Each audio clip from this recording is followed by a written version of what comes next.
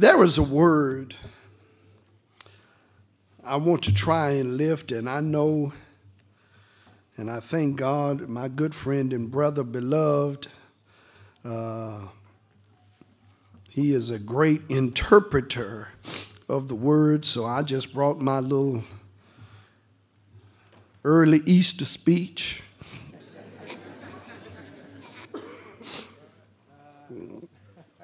But I need your prayers. There is a word, and I know, let me say this, I do know Pastor Mac Fleming, and I know y'all had a taste for him. He's one of our elder statesmen, but, he still wears black hair and tight suits. I can say that I matriculated at Bishop College, so I've been knowing him a long time. But I know how sometimes, I've been in high school and my wife's a teacher in high school. I know how y'all can sometimes treat the substitute.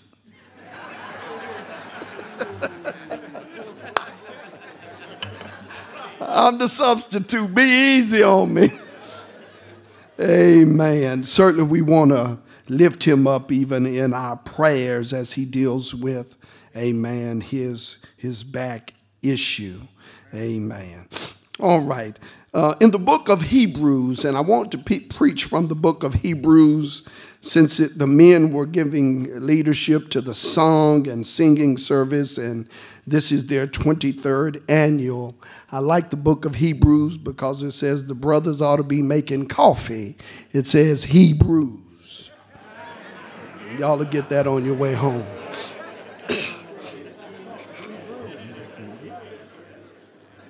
Hebrews chapter 10. Hebrews is that 58th book of the Bible. Hebrews chapter 10. I want to commence reading at verse 32. Hebrews chapter 10, commencing with verse 32. When you have found it, just say amen. If you haven't found it, just say I'm in the neighborhood. Because if you get to the hood, you're sure to get home.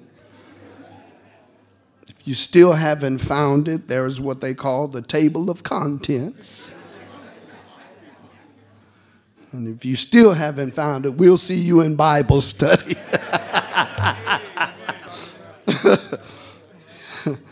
Hebrews chapter 10, commencing with verse 32.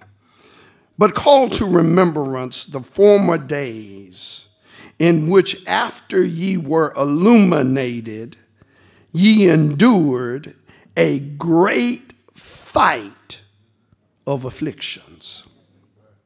Partly whilst ye were made a gazing stock by both reproaches and afflictions, and partly while ye became companions of them that were so used. For ye had compassion of me in my bonds, and took joyfully the spoiling of your goods, knowing in yourselves that ye have in heaven a better and an enduring substance.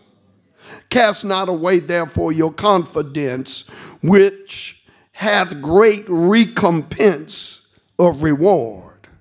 For ye have need of patience. Watch this. That after ye have done the will of God, ye might receive the promise.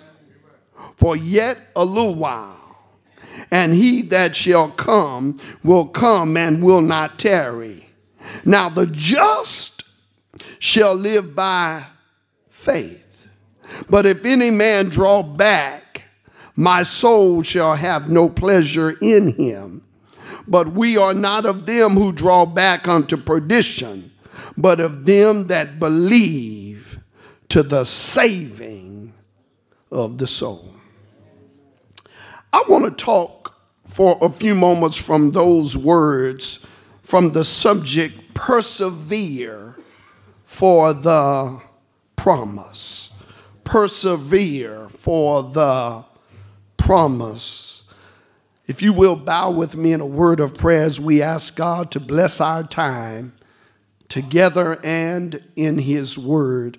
God, our Father, we thank you for all that has already taken place and transpired in this worship experience. And my prayer and my desire is that you would use this service, use this celebration, use this sermon to develop the saints that are present and to draw any sinners that may be present nigh unto thee. My prayer is that all of us would leave better than when we came. In Jesus' name, amen. Persevere for the promise. Life is full of ups and downs. And if you don't believe me, just look at the stock market. For the stock market, it goes way up. And then it goes way back down. If you can't walk with me when we talk about the stock market, maybe you can help me out when we look at gas prices. Gas prices have been way down. Now it looks like they're going way back up.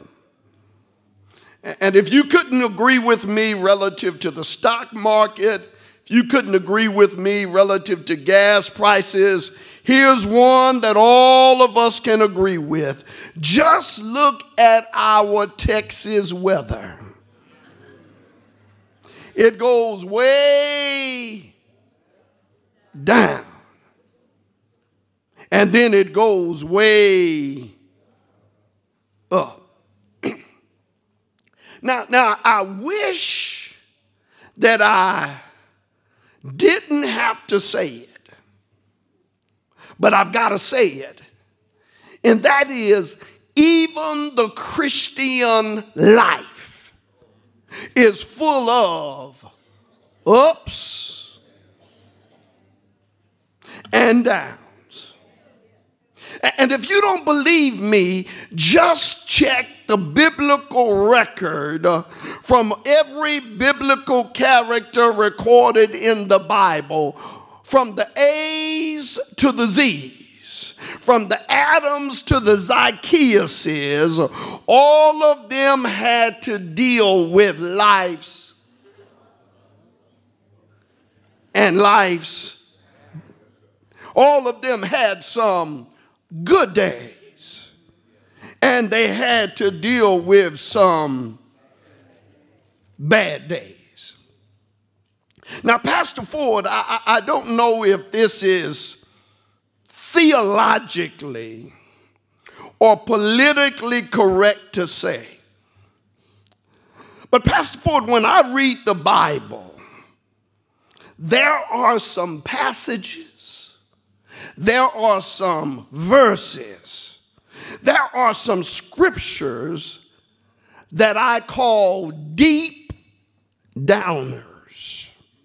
When I read the Bible, there are some verses, some passages, some scriptures that I call deep downers. And I say that because they challenge me to do things I don't want to do. They say things to me that I really don't want to hear. So I call them deep downers. But I thank God that there are not only some deep downer passages passages and verses and scriptures in the Bible, but I also thank God that there are some passages, there are some verses, that there are some scriptures that I call fixer-uppers. Yeah, I thank God for those passages that are what I call fixer-uppers, because they build us up, they encourage us, they prop us up on every leaning side. And this passage in Hebrews chapter 10 is what I call a fixer-upper. Because in these words, we find words of encouragement, we find words of hope for believers who are struggling with the ups and the downs of this life. Now, when I was matriculating in college, we were taught that every sermon should be able to be condensed into one main idea. It was what we called a sermon in a sentence. So let me give you the one sentence that summarizes this message. It's right there in verse 36. It's right there in verse 36 where it says, after ye have done the will of God, then you can receive the promise of God. And that's why I want to talk about persevere for the promise. Can I ask you a question? Can I ask you an interrogative? How many promises do you think God has made? Now one author has said and suggested that God has a promise for every day of the year, which would mean that God has 365 promises. But Herbert Lockyer, in his book, All the Promises of the Bible, he says that God has over 7,457 promises that he has made. And the late, great Dr. Charles Spurgeon said that God's promises are like checks that God has written to us, and all we need to do is endorse them with faith and then present them to heaven's bank for payment. So my brothers and sisters, that's why we've got to persevere for the promise. Well, let me give you three quick things, and there are three quick ups. There are three quick ups. Number one, get up when life knocks you down. Get up when life knocks you down. When you look at verse 32, it's hard for any of us in this room to understand the level of opposition and the level of persecution that these early believers endured. But they faced persecution from two sides. Number one, they faced persecution from the Roman government because they were Christians. And then they faced persecution and opposition from the Jews in the synagogue because they were Christians. And what that says is they faced opposition and persecution from both in the church as well as outside of the church. And some of these Christians, some of these believers, they were jailed, Some of them, they had their possessions taken. But I thank God that they realized that they had a better and a lasting possession up in heaven. Now help me right here, because our challenge may not be persecution nor opposition. But how many of you know that there are plenty of things in this life that wants to knock us down? This side, y'all trying to wake up. This side, let me see if I can shake you. That there are plenty of things in this life that wants to knock us down. Bad circumstances want to knock you down. Mean people. And let me put a pin right there and tell you, all the mean people ain't in the world. The church got some mean folk. And there's some mean people in the church as well as outside of the church who want to knock us down. Pain and sorrow wants to knock us down. And I could go on and on and on, because there's so many more things that can gather around us looking for the chance to get a knockout blow. Now here's the key. Here's the key. You may be knocked down, but don't get knocked out. Brother Hines, you may be knocked down, but don't let it knock you out. Get back up. If you ain't too mean, can you just encourage your neighbor? And if you can't talk to him, you shouldn't be sitting by him. Just say, neighbor, you may be knocked down, but get back. I'm in the text because verse 32 says that these Christians stood their ground in the great fight of afflictions. Can I tell you that sometimes life is like a fight? Can I tell you that sometimes life is like a boxing match? And if your life is anything like mine, sometimes I have to do that old Muhammad Ali thing. I got on the rope-a-dope. Anybody over here want to wave at me? Anybody back over here know what I'm talking about? Sometimes you're on the rope, just folk are putting punches at you and throwing punches at you. You don't even know where they're coming from. You're just dealing with rope-a-dope. But can I tell you, I read somewhere where it said that when life knocks you down, roll over, look up, and get back up and fight another round. Now I'm looking at some of you, and some of y'all may not be able to receive this. But listen, sometimes in life we may and we will have to fight.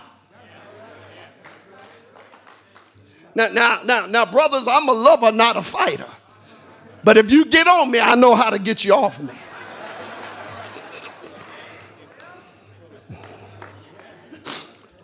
One of my favorite, y'all come on back to church. I saw some of you.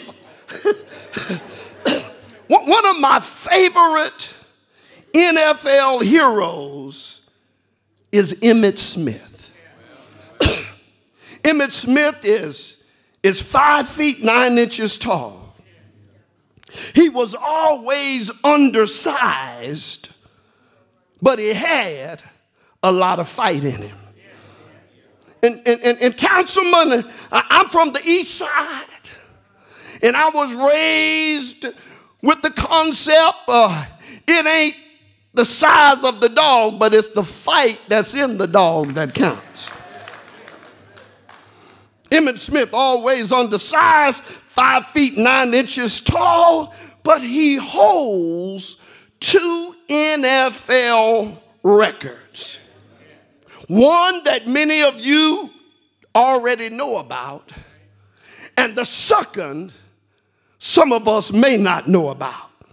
Now, number one, Emmitt Smith holds the NFL record for leading rusher yards.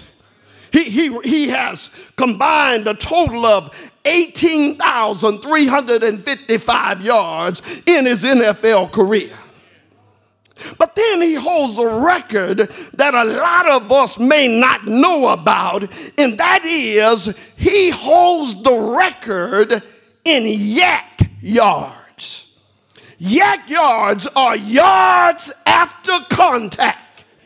Simply, if you hit him one time, it wouldn't bring him down. You'd have to hit him 2 or 3 times in order to bring him down. And then when you finally brought him down, he'd get back up and go back to the huddle as if to say, is that all you got? I want to help somebody here today. You may get hit one time. You may get hit 2 times. It may be the 3rd time that brings you down. You've got to shake it off. Get back up. Get back in life and say, is that all you?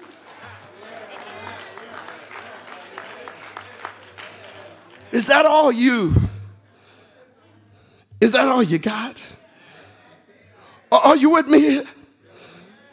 That's got to be our attitude as followers and believers of Jesus, because we will be knocked down.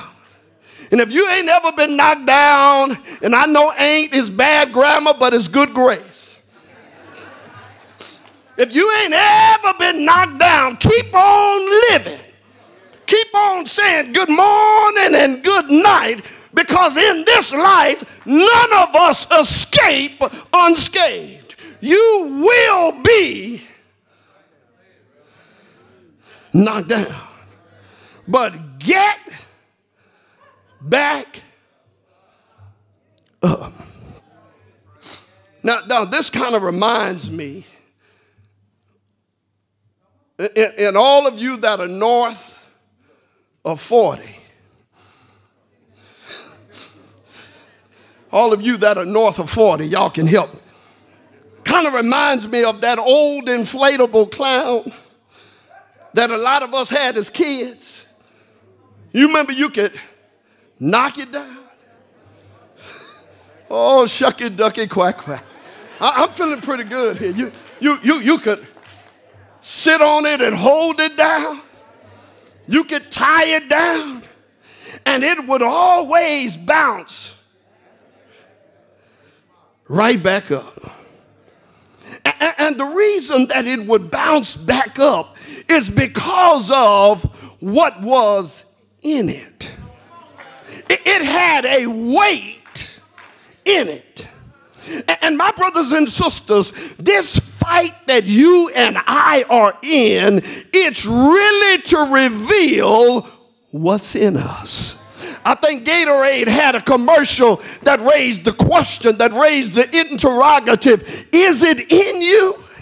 And baby, if you got the right stuff in you, you will be knocked down in this life, but you will bounce right back up. Look at verse 32 again. Look at verse 32 again.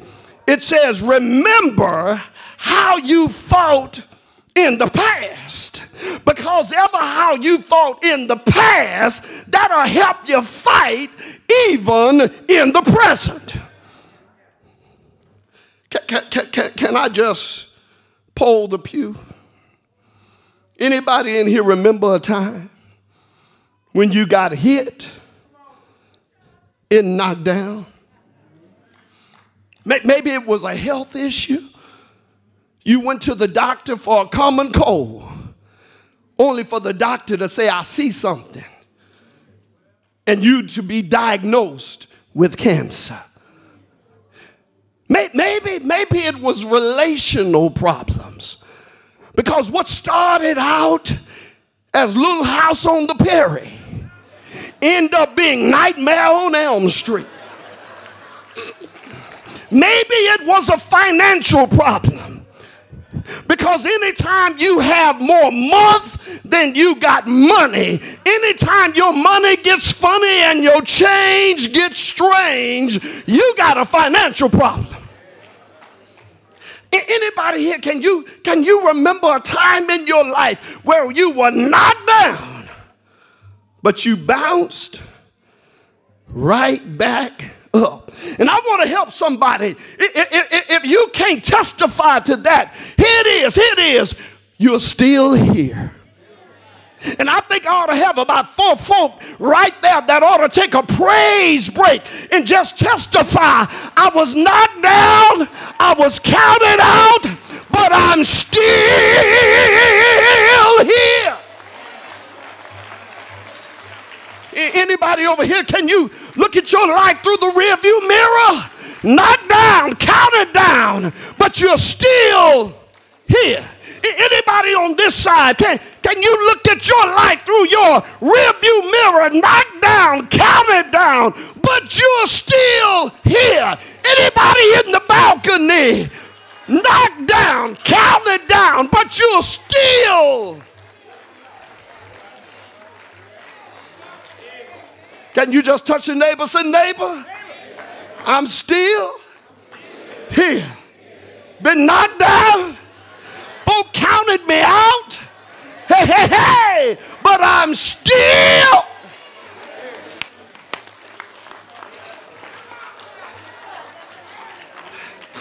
I'm still here.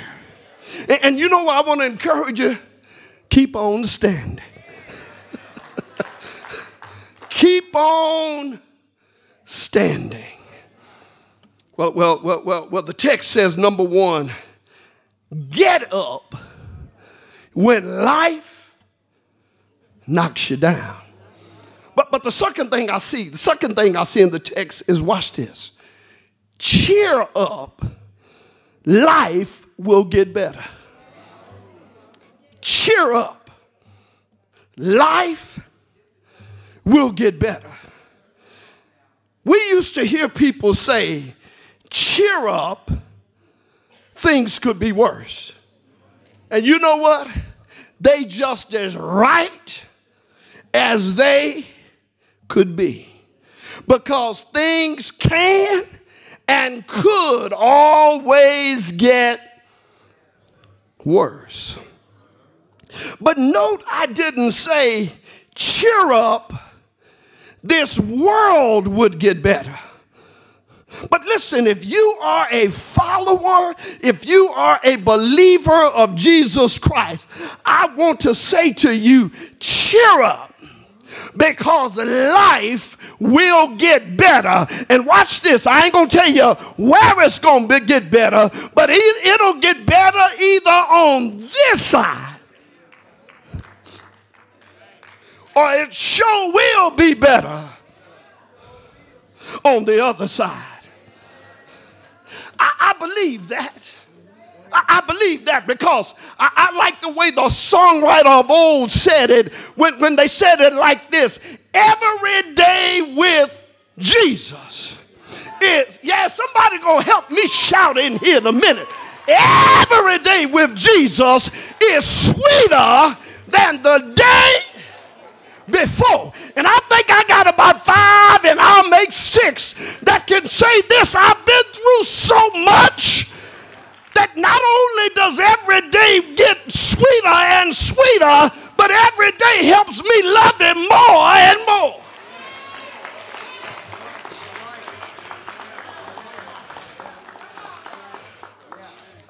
like that passage in the Gospel of John, John chapter 16, verse 33.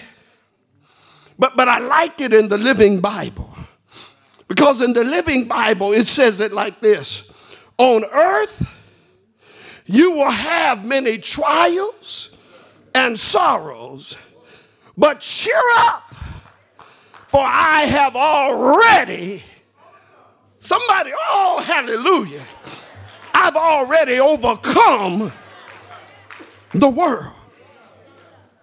There are many promises and rewards that we will receive as followers of Jesus Christ. One is called the crown of life. But we will only receive the crown of life if we endure to the end. Can I tell you that the Christian life is so much more than just pie in the sky, in the sweet by and by.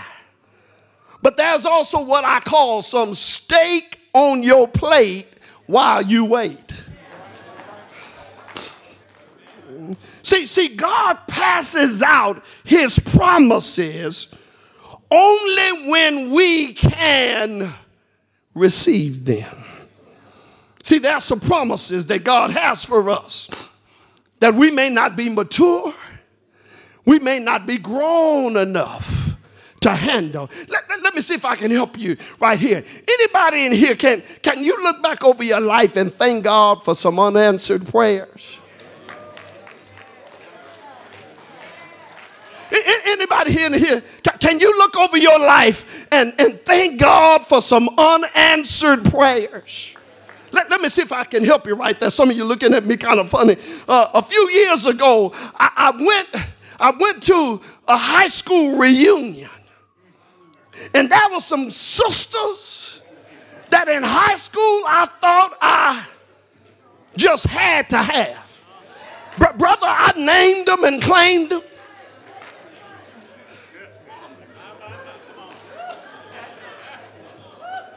But 30 years down the road, my wife ain't in here. She's over that. She can't hear this, can she? Because I do got to go home. I saw some of them sisters and Sister Vanessa in high school. They were sleek and slim. But now some of them girls look like 3 leaders. And all I began to do is shout, thank God for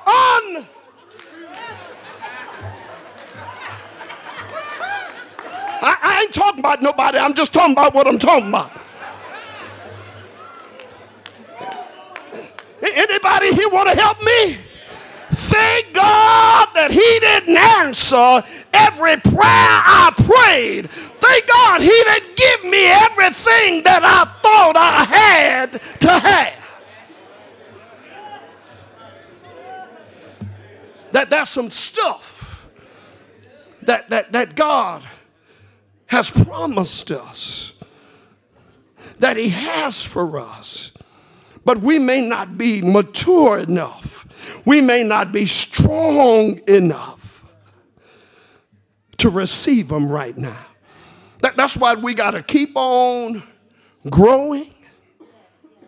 That's why we got to keep on maturing. That's why we got to keep on learning. So cheer up. Life will get better. Either on or the other side. I'm done. Get up when life knocks you down. Cheer up. Life will get better. Last thing I see in the text, Pastor Ford, is watch this. Look up. Jesus is coming back. Look up. Jesus is coming back. It's right there in the text. Look at verse 37. It says that Jesus is coming back. The early church lived in the excited expectation that Jesus was going to return. That was a promise that gave these early Christians strength in the midst of their struggles. Let me say this again. Jesus is coming back. I already know it's been over 2,000 years, but guess what? That's according to our timetable. And you know that we are creatures that follow the rhyme and rhythm of time. For us, 60 seconds makes a minute, and 60 minutes makes an hour. We know that 365 days makes a year. But God isn't limited or restricted to our sense of timing. So the point that I'm trying to make is we don't know when Jesus will return, but we've got to keep on fighting until he returns. We can never quit. We got to keep on fighting. Now watch this. In Hebrews chapter 10, the writer compares life to a fight. Hebrews chapter 10, he compares life to a fight. But then, Bible readers, y'all help me. If you go 2 chapters later, into Hebrews chapter 12, he says that life is like a race. Now I've never run in a marathon. I've never been in a boxing match. But athletes say that in running or fighting, when you've ran so long or when you fought so hard, that your body will hit what they call the wall. It's not a real wall, but it's a point of fatigue where you feel you can't go on. As I looked at that, I believe as Christians, the fight that we're in, as believers, the race that we are in, every now and then we hit a wall. When we feel we can't go in, when we feel we can't go on, when we want to throw in the towel, when we want to wave the white flag of surrender, when we just want to walk out. But keep your eyes on Jesus and refuse to give up, refuse to give in, refuse to give out. I'm done. Have you noticed that the most successful people in life, they are people that refused to quit? Thomas Edison, he was fired from his first job, but he kept on working until he discovered light. Henry Ford went broke before he finally made a car that would run. And then think about some of the stuff that we use on a daily basis. I mean, think of Formula 408. We use that to clean. 409, yeah. Y'all, I was seeing if you were paying attention. I knew what I was saying. But watch this. The maker of Formula 409 tried 408 times, and it was on the 409th time that he got it right. Brothers, y'all can help me. Brothers, y'all can help me right here, because you ain't a real man unless you got a can of WD-40. WD-40 will fix everything. The maker of WD-40 tried 39 times. And it was on the 40th time that he got it right. Y'all messing with me. Y'all making me nervous. Let me see here. Seniors, what about preparation H? That means the writer, the maker tried A, B, C, D, E, F.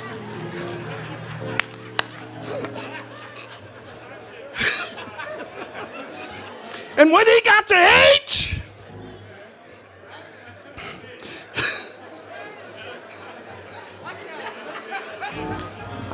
I know I ain't coming back next year, but I want to close by telling you, I've tried to tell you 3 things. Number 1, I've tried to tell you that you've got to get up when life knocks you down. And then I've tried to tell you, secondly, you've got to cheer up because life will get better. And then thirdly, I want to encourage you to keep on looking up because Jesus is coming back. I'm going to leave you alone, but I never shall forget hearing a story about the daughter of the late Muhammad Ali. They said that Layla Ali was in a boxing match and she was getting beat down in round 1. She was getting beat down in round 2. She was getting beat down in round 3. But at the end of round 3, her trainer called her over to her corner. He didn't give her a towel to wipe sweat from her brow. He didn't give her no water to drink.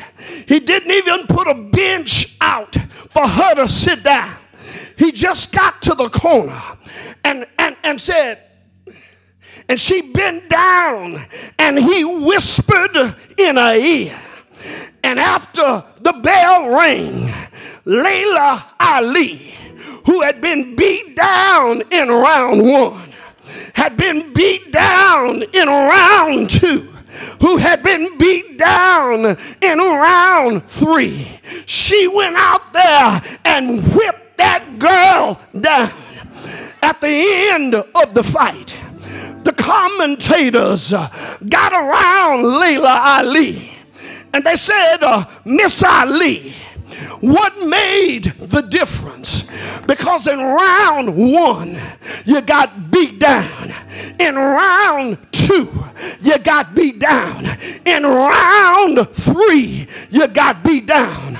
All we saw was that at the end of round 3, your trainer didn't give you a towel to wipe sweat from your brow. He didn't give you no water to drink. He didn't even let you sit on the stool. All he did was whispered in your ear. And after he whispered in your ear, you went out there and beat that girl down. Layla, can you tell us what your trainer whispered in your ear? Because you got beat down in round 1. You got beat down in round 2. You got beat down in round 3. But when your trainer whispered in your ear, you came out in round 4 and beat the girl down. What did he tell you? She said, he told me, don't forget who your daddy is. Good morning, Grace First Baptist. Life may beat you down in round 1, but don't forget who your daddy is. Life may beat you down in round 2, but don't forget daddy is. Life may beat you down in round 3, but don't forget who your daddy is.